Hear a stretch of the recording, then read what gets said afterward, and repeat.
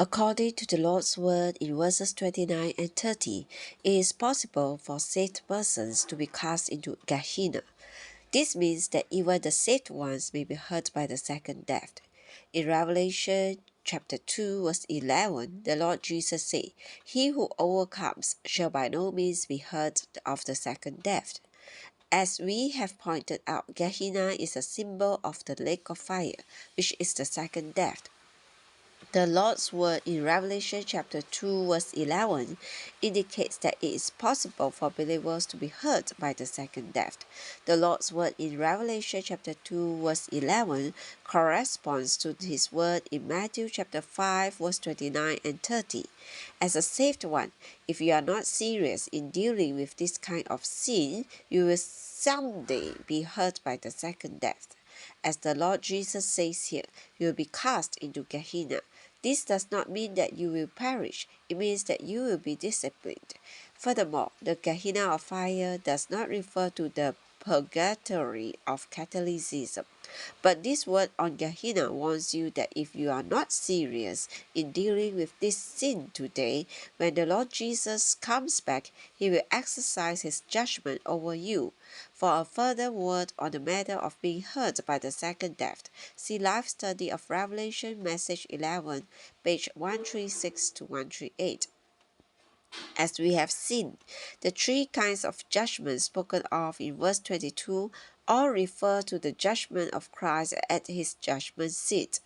This judgment has nothing to do with the unsaved, who will be judged at the great white throne after the millennium. No unsaved person will be qualified to stand before the judgment seat of Christ at his coming back. All those who appear before this judgment seat will be saved ones.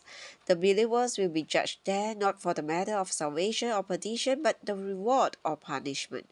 The word spoken by the Lord concerning judgment and being cast into the Gehenna of fire is a serious word. Such a word should make us sober and cause us not to be loose in dealing with this kind of sin. Never consider this sin as an insignificant matter. The situation today regarding fornication is deplorable. We must never be loose about this. The Lord's own word shows us how serious it is. We must be sober and deal with this in a very serious manner. However, we do not deal with our members in a literal way. Rather, we must mortify our sinful members by the cross of Christ. As Romans chapter 8 verse 13 reveals, by the Spirit we must put to death the practices of the body. And as Colossians chapter 3 verse 5 says, we must mortify our members which are on the earth. This is the proper way to deal with our sinful members. Putting away the motive of such a sin at any cost. Verses 29 and 30 also indicate that we must put away the motive of such a sin at any cost. The Lord's intention here is to make us sober so that we would put away not only the action but also the motive of this kind of sin. If we fail to do this, he will put us into the Gehenna of fire when he comes.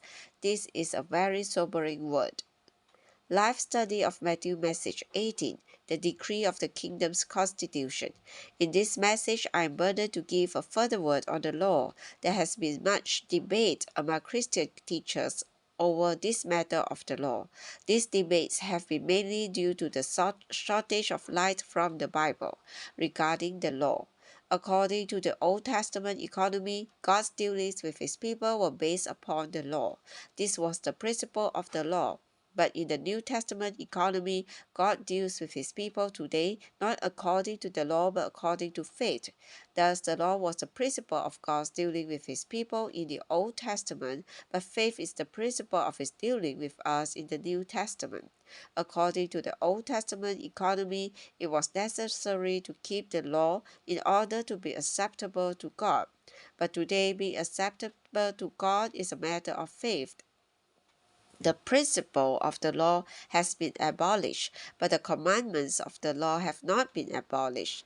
Just because the principle of the law has been abolished Never think that the commandments of the law have also been abolished and that there is no need to honor our parents or to refrain from stealing. No, instead of being abolished, the commandments of the law have been uplifted.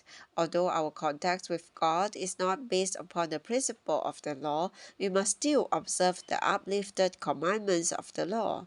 No need to keep the Sabbath. At this point, the Seventh-day Adventists might say, yes, we must keep all the commandments of the law. One of these commandments is to keep the Sabbath. Based upon what you have said about not abolishing the commandments of the law, we tell you that you must keep the Sabbath. Although the commandments of God have not been abolished, one of these commandments, the law about keeping the Sabbath, is not related to morality. Rather, it is a ritual law. A ritual is a form, a shadow that we need no longer observe today. For example, we do not need to offer animal sacrifices, do we? Likewise, we no longer need to keep the Sabbath. In the Old Testament, the age of shadows, there was a need for the sacrifices, the feast, and the keeping of the Sabbath. But today is an age of reality. Our sacrifice is not a lamb or a goat. It is Christ, the reality of all the Old Testament sacrifices. In like manner, our rest is not a particular day. It also is Christ. Because Christ, the reality, is here. All the shadows are over. Because the commandment to keep the Sabbath is a ritual commandment, not a moral commandment. We are not obligated to keep it today. This commandment is not related to morality, but to the shadow, the form, which is now over.